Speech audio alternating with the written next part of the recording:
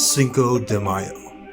Yes, technically it's a holiday to commemorate the Battle of Puebla, in which the Mexican army defeated the French in 1862. Or if you're a basic khaki shorts and polo shirt wearing bro, it's probably just Cinco de Drinko to you. Although Day of the Dead is by far the most celebrated Mexican holiday, in general Cinco de Mayo is still a great day to celebrate Mexican culture. A culture that embraces ghost stories like no other.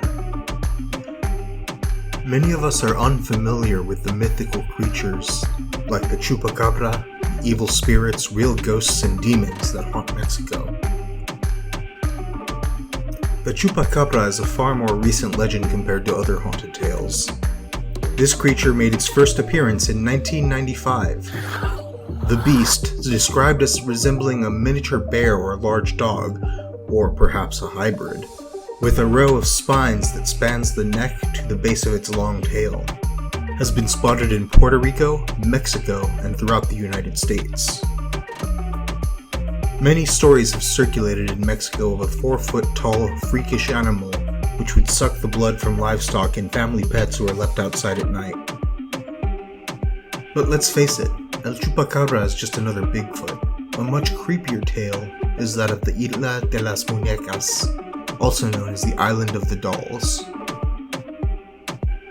Deep in the canals of Xochimilco, outside Mexico City, is an island home to countless creepy dolls dangling from the trees, melting and blistering in the heat of the unrelenting sun. Most of them are mangled and missing body parts, riddled with filth, disgusting and decaying, half naked or wearing bizarre homemade accessories. La Isla de las Muñecas is the work of one man, Don Julian. In the 1950s, he abandoned his wife and children to go dwell on the island alone. He had been shunned in his hometown for his overbearing religious ramblings, eventually becoming an alcoholic, and in the end resorted to total isolation on his now famous, terrifying island. Just so happens he also had developed a bizarre habit of collecting unwanted dolls, which he believed kept the evil spirits away. Don Julian chose this island in Toshuilo Lake, where the local legend claimed a young girl had drowned in the 1920s, and whose spirit now haunted the island. Under the impression that he was listening to whispers of a young girl's voice at night, Julian became obsessed with the story of her death.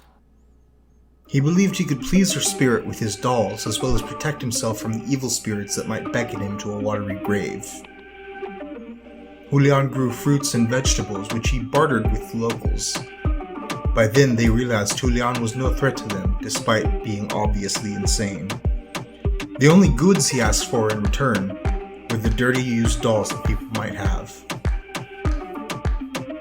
Over time, thousands of dolls were collected by the madman. He erected various doll shrines on the island as a memorial to the drowned girl. He lived in this bizarre environment for roughly 50 years. In 2001, Julian's nephew Anastasio came to visit him. On the morning of April 21st, they went fishing together on the banks of the canal, and Don Julian began to sing, and said his singing was to keep the spirits of mermaids at bay, who had been calling him to follow them into the water. Thinking not much of his uncle's ramblings, Anastasio left his uncle for just under an hour. When he returned, he discovered his uncle Julian face down in the canal, in the exact same place where the young girl was also said to have drowned. Those who visit the island swear to have witnessed very creepy occurrences, such as dolls moving their heads, darting their eyes, and twisting their grubby little limbs.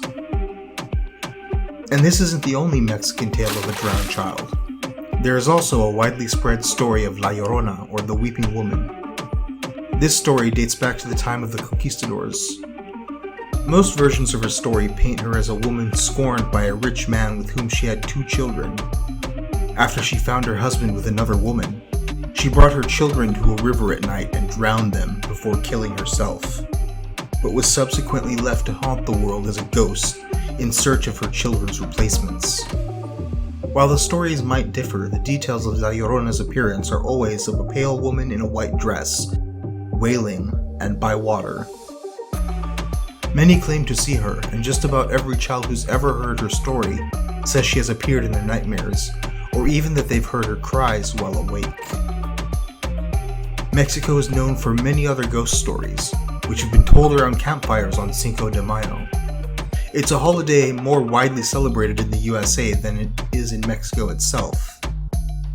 That's why a more authentic way to celebrate this day is telling stories such as these, rather than getting shit-faced in a sombrero. So, happy Cinco de Mayo!